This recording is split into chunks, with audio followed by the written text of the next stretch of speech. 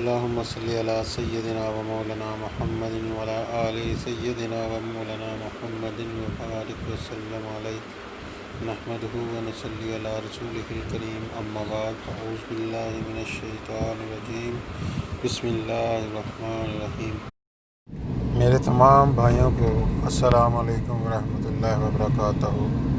میں نے چند دن پہلے تعظیم اور عبادت کے اوپر ایک تحریر بھیجی تھی کہ آپ سب کو یہ بھی کہا تھا کہ اس کو لازمی پڑھیے گا، یہ بڑی اہم جز ہے اسلام کا، یہ ایک بہت اہم حصہ ہے اسلام کا جس میں تعظیم اور تکریم کرنا اور عبادت کیا ہے، اس کے بارے میں آپ نے پڑھا، اس کے معنی سمجھے۔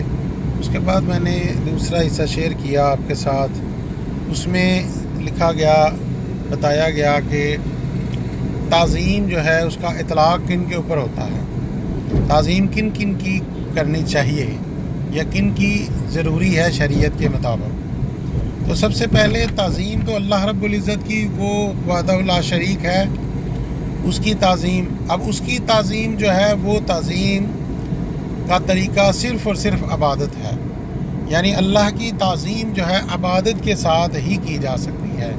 اس لیے اللہ یکتا ہے، خالق و مالک ہے، اس لیے اس کی تعظیم عبادت کے ذریعے ہوتی ہے۔ اس کے بعد آ جاتا ہے انبیاء مرسلین کی تعظیم۔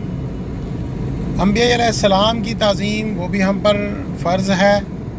تمام انبیاء جو اللہ رب العزت نے اپنی امتوں پر بھیجے، اس کی تعظیم کرنا بھی ہم پر واجب ہے۔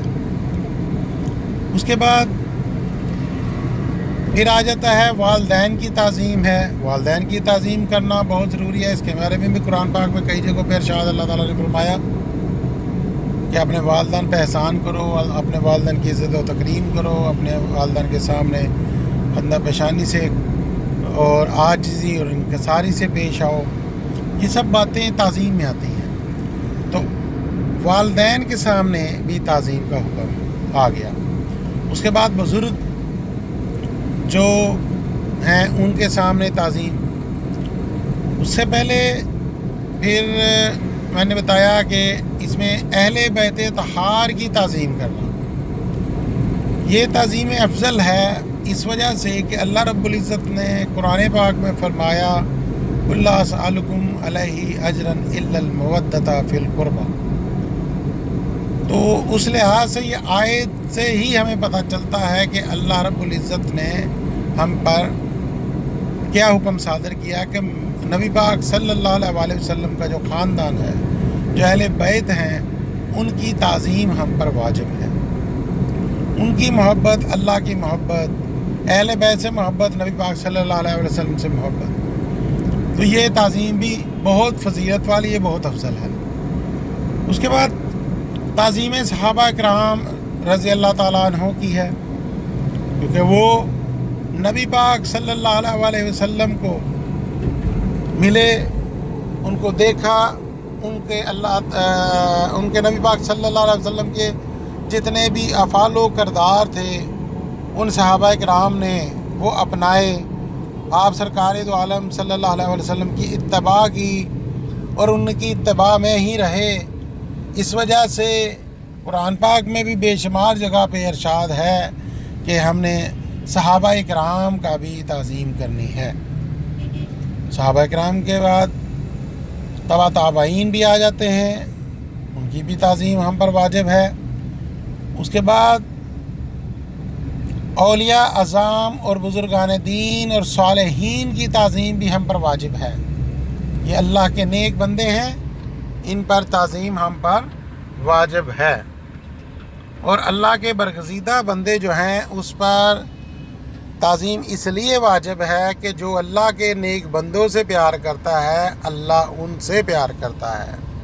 جو اللہ کے نیک بندوں کی تعلیمات پر عمل بھی کرتا ہے، ان کی صحبت اختیار کرتا ہے، تو آپ سرکار دو عالم صلی اللہ علیہ وسلم بھی اس سے پیار کرتے ہیں اور اللہ بھی اس سے پیار کرتا ہے۔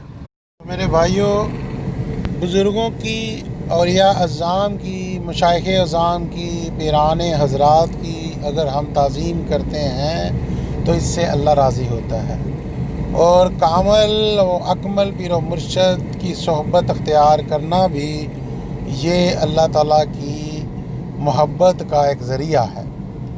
اور آپ کامل مشائخ اور کامل پیر و مرشد کی صحبت اس طرح آپ ایگزامن کر سکتے ہیں کہ جب آپ کسی اللہ کے ولی کو دیکھیں، اللہ کے نیک بندے کو دیکھیں، کسی کامل مشائخ کو دیکھیں تو آپ کو اللہ یاد آ جائے، آپ کو رب یاد آ جائے، یا پھر اللہ کے وہ احکام یاد آ جائیں۔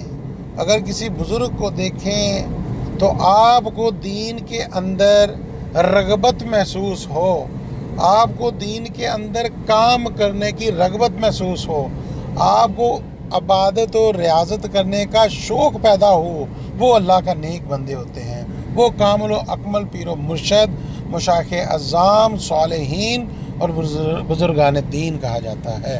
تو ہم سب کو کامل پیر و مرشد کی صحبت اختیار کرنی چاہیے تاکہ ہمارا ایمان تازہ ہوتا رہے اور ہماری تعظیم جو ہے اس کے اندر بھی مکمل طور پر اس پر کاربند ہو جائیں۔